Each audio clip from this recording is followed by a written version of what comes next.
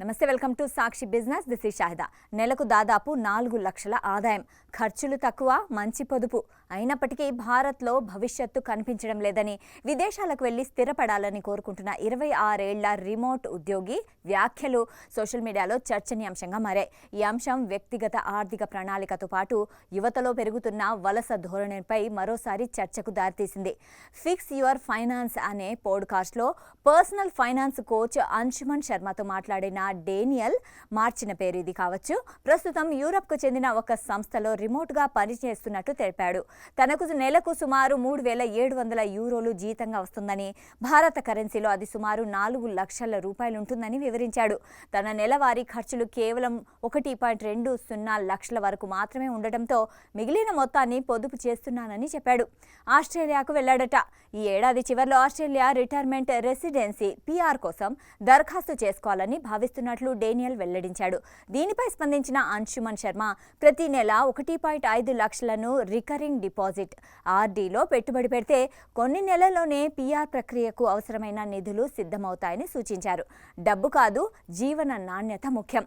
So ఇంత మంచి ఆదాయం ఉన్నప్పటికీ ఎందుకు విదేశాలకు వెళ్లాలని అనుకుంటున్నావని అడగగా డేనియల్ ఆసక్తికర సమాధానం ఇచ్చాడు. తన నిర్ణయం పూర్తిగా జీవన నాణ్యత, పాలన, పిల్లల భవిష్యత్తు వంటి అంశాలపై ఆధారపడి ఉందని చెప్పాడు.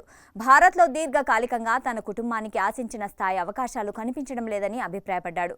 అంశుమన్ శర్మ కూడా యువతలో పెరుగుతున్న వలస ఆలోచనలపై మాట్లాడుతూ అధిక పన్నులు, కాలుష్యం, విద్యా వ్యవస్థలోని సమస్యలు, ఉద్యోగాలపై అనిశ్చితి వంటి కారణాలు చాలా మంది విదేశాల వైపు ఆకర్షిస్తున్నాయని వ్యాఖ్యానించారు.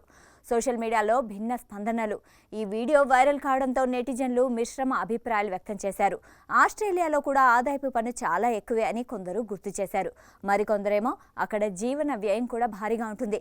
నెలకు 3,700 యూరోలు లేదా దానికి సమానమైన ఆదాయంతో ఆస్ట్రేలియాలో పెద్దగా పొదుపు చేయడం కష్టమే అని వ్యాఖ్యానించారు. ఇంకొందరు విదేశాల్లో నివసిస్తున్న భారతీయులు మాత్రం విదేశాల్లో అవకాశాలు ఉన్నప్పటికీ భారత్లో కుటుంబ బంధాలు, తక్కువ జీవన వ్యయం వంటి ప్రయోజనాలు కూడా ఉన్నాయి. ప్రతి ఒక్కరి పరిస్థితి వేరు అని అభిప్రాయపడ్డారు. వాస్తవ పరిస్థితి ఏంటి అంటే ఇటీవల సంవత్సరాల్లో ఆస్ట్రేలియా, కెనడా వంటి దేశాలు నైపుణ్యం కలిగిన వలసదారులపై ఇమిగ్రేషన్ నిబంధనలను మరింత కఠినతరం చేస్తున్నాయి. అలాగే అక్కడ ఇంటి అద్దెలు, ఆరోగ్య సేవలు, జీవన వ్యయం గణనీయంగా పెరిగాయి. అందువల్ల విదేశాలకు వెళ్లే ముందు ఉద్యోగ భద్రత, వీసా నిబంధనలు, పన్నులు, జీవన వ్యయం, కుటుంబ అవసరాలు వంటి అన్ని అంశాలను సమగ్రంగా పరిశీలించాలని ఆర్థిక నిపుణులు సూచిస్తున్నారు. సాక్షి టీవీ ప్రసారాలను నిలిపివేయటం చట్టరీత్యా నేరం. సాక్షి టీవీ ప్రసారాల కోసం మీ స్థానిక కేబుల్ ఆపరేటర్ను వెంటనే సంప్రదించండి. DTHలో, ఇంటర్నెట్లో కూడా సాక్షి టీవీ ప్రసారాలను వీక్షించవచ్చు.